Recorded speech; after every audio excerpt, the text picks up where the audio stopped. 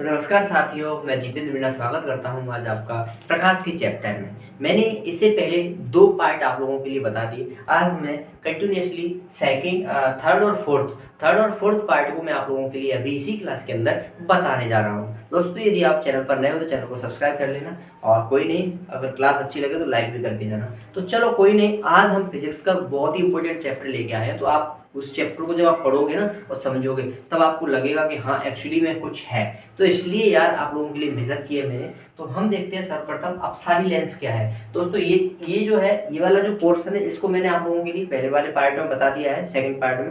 आज मैं third part में इसको मैं बताने जा रहा हूँ। ये थर्ड वाला पार्ट हो जाएगा, ये आपका फोर्थ पार्ट हो जाएगा, ये सेकेंड पार्ट हो गया दोस्तों। और इससे पहले भी मैंने एक पार्ट और दे दिया, फर्स्ट पार्ट। यानी मैंने प्रकाश क्या है अपने आप में बड़ा मतलब एक तरह से आप कैसा चैप्टर है, इसलिए उसको मैंने थोड़ा सा टुकड़ों में बांट के आप लोगों को बताया है। तो सबसे पहले दोस्तों हम बात करते हैं अपसारी लेंस क्या है। दोस्तों, अपसारी लेंस क्या है, इसको हम अवतल लेंस भी बोलते हैं। क्या बोलते हैं दोस्तों, इसको अवतल लेंस भी बोलते हैं। अपसारी लेंस को दोस्तों हम क्या बोलते हैं, अपसारी लेंस को दोस्तों हम अवतल लेंस भी बोलते हैं। इसको हम कॉनकेव भी बोलते हैं, इसको नतोदर लेंस भी बोलते हैं। तो हमेशा जो अपसारी लेंस होता है, इसके कई नाम है। इसके नाम है अवतल लेंस, कॉनकेव लेंस, नतोदर लेंस। तो अब बोल रहा है कि समतल दर्पण में व्यक्ति की ऊंचाई देखने के लिए दर्पण की ऊंचाई क्या होनी चाहिए। दोस्तों, मान लो आपने अच्छी पैंट शर्ट पहन रखे हैं और आप अपनी सामने जो आपकी जो स्थिति है किसी दर्पण में देखना चाहते हैं। ऐसे स्थिति के लिए आपको जो सामने जो समतल दर्पण है उसकी हाइट कितना होना चाहिए। इस स्थिति में आपको करना क्या चाहिए दोस्तों, मान लो आपकी 6 फीट की हाइट है और यदि आपको अपना 6 फीट का पूरा बॉडी आपको अपने समतल दर्पण में देखना है, तो दोस्तों आपको उस दर्पण की हाइट जो है अपनी हाइट से आधी हाइट लेना पड़ेगा। अर्थात आपकी 6 फीट की हाइट है तो कम से कम आपको 3 फीट तक का उसको दर्पण लेना पड़ेगा, तब जाके आपका पूरा प्रतिबिंब आप उस दर्पण में देख सकते हैं। दोस्तों, इसका फॉर्मूला भी होता है h/2। कौन सा फॉर्मूला होता है दोस्तों, h/2, अर्थात h/2। अगर आपकी हाइट दोस्तों 6 है तो उसमें अगर आपको पूरा प्रतिबिंब देखना है तो आपकी हाइट ये आधी हाइट यानी 3 फीट के बराबर समतल दर्पण की ऊंचाई होनी चाहिए। नेक्स्ट है कि समतल दर्पण की वक्रता त्रिज्या कितनी होती है। समतल दर्पण की वक्रता त्रिज्या कितनी होती है, ये आपको दोस्तों कमेंट बॉक्स में बताना है। किसमें बताना है दोस्तों, आपको कमेंट बॉक्स में बताना है कि समतल दर्पण की वक्रता त्रिज्या कितनी होती है। दोस्तों, 1.50 मीटर लंबे व्यक्ति को सेल्फ बिंब देखना हो तो दर्पण की हाइट क्या होना चाहिए। दोस्तों, एक आदमी है जिसकी जो हाइट है वो 1.50 मीटर है, 1.50 मीटर है, और वो जो है अपना पूरा प्रतिबिंब देखना चाहता है एक समतल दर्पण के अंदर। दोस्तों, कितनी हाइट का उसको दर्पण चाहिए, तो हमें मालूम है उसकी हाइट टोटल 1.5 है। अगर उसको अपनी हाइट से आधा लेना है तो इसका आप भाग दोगे तो 0.75 मीटर आ जाएगा। अर्थात उसको 0.75 की हाइट जो है उसको अपने दर्पण की लेनी पड़ेगी, तब जाके वो अपना पूरा प्रतिबिंब समतल दर्पण में देख सकता है। नेक्स्ट है दोस्तों दूरदृष्टि दोष। दोस्तों, दूरदृष्टि दोष होता क्या है, मैं आपको समझाऊंगा। देखो, आंखें 2 प्रकार से खराब हो जाती हैं। एक आंखों के लिए रोग होता है दूरदृष्टि, एक होता है निकट दृष्टि। दूरदृष्टि का मतलब होता है दोस्तों जिसमें आप दूर की वस्तु तो देख सकते हैं लेकिन पास की नहीं देख सकते। और निकट दृष्टि दोष में दोस्तों निकट की वस्तुएं देख सकते हैं लेकिन दूर की नहीं देख सकते। तो दोस्तों, निकट दृष्टि दोष को दूर करने के लिए आपको अवतल लेंस का चश्मा पहनना पड़ेगा, जिसकी जो है पावर नेगेटिव होती है। और आपको दूरदृष्टि दोष निवारण दूर करने के लिए आपको मतलब पॉजिटिव लेंस का चश्मा पहनना पड़ेगा, जिसका नाम उत्तल लेंस होता है। अर्थात आप उत्तल लेंस के माध्यम से आप अपने दूरदृष्टि दोष को दूर कर सकते हैं। फिर हमने देखा दोस्तों लेंस के व्यास और फोकस दूरी में परिवर्तन। लेंस के व्यास और फोकस दूरी में परिवर्तन क्या होता है, लेंस के व्यास और फोकस दूरी में परिवर्तन दोस्तों क्या होता है। तो दोस्तों, मैं आप लोगों के लिए एक बात बता दूं, जब आप किसी अंधेरे कमरे में उजाले से एक साथ जाते हो, जैसे आप उजाले में खड़े हुए हो, अचानक आप अंधेरे कमरे में चले जाओगे, आपको अचानक सरप्राइजली आपको क्या है दिखना बंद हो जाएगा, आपको धुंधला दिखाई देने लगेगा। दोस्तों, इसके पीछे होता कारण क्या है कि आपका जो लेंस होता है उसका व्यास कम ज्यादा हो जाता है, और उसकी जो फोकस दूरी होती है पहले कुछ और होती है, अंधेरे में जाकर के कुछ उसकी और हो जाती है। इसलिए हमें उजाले से अंधेरे में जाने पर हमें थोड़ा सा धुंधला दिखाई देता है। इसका रीजन ये है दोस्तों कि लेंस का व्यास और उसकी फोकस दूरी में परिवर्तन हो जाता है।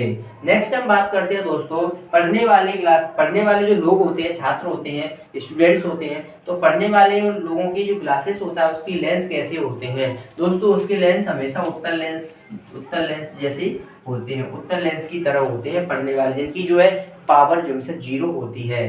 पावर कितना होती है दोस्तों? 0 होती है। सर्च लाइट में कौन सा दर्पण आता है दोस्तों? सर्च लाइट जो होती है दोस्तों उसमें अवतल दर्पण आता है। कौन सा दर्पण आता है दोस्तों? अवतल दर्पण आता है सर्च लाइट के अंदर।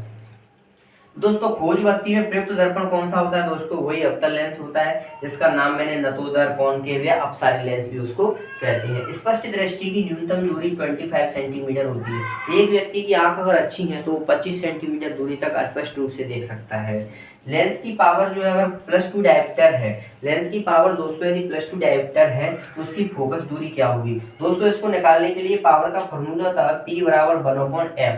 अगर आप मान लो f बराबर अगर देखेंगे तो f बराबर होता है 100/p सेंटीमीटर। अगर इसमें p की वैल्यू आपने +2 डायोप्टर दी रखी है, 100 में अगर आप 2 का भाग दोगे तो दोस्तों आपका आंसर आ जाएगा 50 सेंटीमीटर। कौन सा कितना आ जाएगा? 50 सेंटीमीटर। अर्थात आपको कोई भी डायोप्टर दी रखी हो, अगर कोई भी डायोप्टर है, अगर उसकी लेंस की क्षमता पूछता है तो P = 1/f का आपको फॉर्मूला लगाना पड़ेगा। धूप के चश्मे की पावर हमेशा 0 डायोप्टर होती है, क्योंकि उसको धूप के चश्मे में होता क्या है, उसको कुछ न तो कोई दोष होता है, इसलिए उसकी पावर भी 0 होती है। आंख की रेटिना की तुलना कैमरे के किस भाग से की जाती है दोस्तों? आंख और कैमरा लगभग में समान होते हैं, इसलिए जो अगर आंख का रेटिना हो और कैमरे का ऐसा कौन सा पार्ट है जो रेटिना की भांति व्यवहार करता है दोस्तों? उसका नाम है फिल्म। उसका नाम क्या है दोस्तों? फिल्म उसका नाम है। उसके बाद में दोस्तों आंख में वस्तु का प्रतिबिंब जो है कहाँ बनता है दोस्तों? रेटिना पर बनता है। टेलीविजन में 3 रंग होते हैं दोस्तों, एक रेड होता है, ग्रीन होता है, ब्लू होता है। उसी के कारण जो टेलीविजन में हम रंगीन चित्र देख पाते हैं दोस्तों। R+G+B एक स्थान पर पड़े तो क्या होगा? अगर मान लो RGB तीनों कलरों को, रेड, ग्रीन, ब्लू तीनों कलरों को अगर एक स्थान पर डालते हैं तो हमें सफेद रंग प्राप्त होता है। प्राथमिक रंग दोस्तों कौन कौन से होते हैं? प्राथमिक रंग हमसे 3 होते हैं। RGB, R for red, G for green, B for blue. सूर्य के प्रकाश में रंगों की संख्या दोस्तों 7 होती है।